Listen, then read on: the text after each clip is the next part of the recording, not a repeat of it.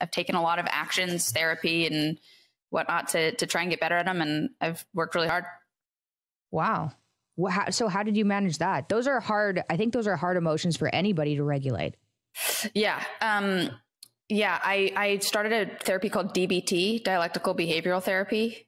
And that's very specific to, it's a very like pen and paper therapy. And you, I don't really know how to explain it if you don't know it, but they give you literally like a 400-page textbook when you first start to kind of try to learn. And that doesn't mean, of course, that like I have jealousy, anger, and fear every single day. I probably struggle the most with fear or anxiety. And they're still really difficult, but I no longer like do behaviors that are detrimental to myself or my life because of those emotions. Now it's like I feel them and they're painful and I don't enjoy the experience of jealousy or anger or fear at all, but at least I'm not making my life worse when I have them. Wow. Okay. Does that make sense? I don't know. Yeah, it does. It does. I would say I probably have the hardest time with, I'm fairly volatile.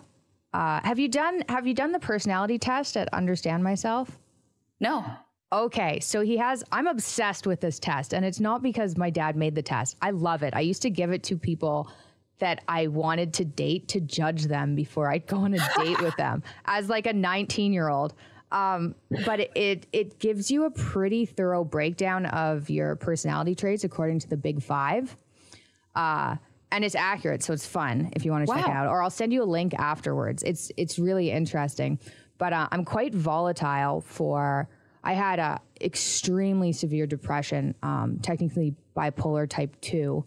So I get the anxiety and depression part. And I still have lingering volatility just because I'm not very stress tolerant. Like I'm doing good, but if something bugs me and I'm stressed, then I just like fire off, which isn't ideal, but sometimes it's entertaining, hopefully, for me. No, I mean, that's exactly what I'm talking about. It's like I had such a difficulty with emotions that I would do things that were just like, I mean, it was awful for myself, for my life, for people that I love. It's like, it was not an adult way to behave. And it was really, I think, painful for people around me and for myself. It was really bad. Are you being too hard on yourself though? Like how old were you when you had these troubles? The shittiest years of my life. I was a fucking monster of a person from 21 to 24. I would say that's pretty young still, right? Like especially 21 to 23. I mean, I don't think prefrontal cortexes are fully developed in women until 23 or 24. So you're literally missing part of your brain. Seriously. And for men, it's even a little bit later. So if you're just like, why does this guy only have half a brain when he's 25? It's because he kind of does.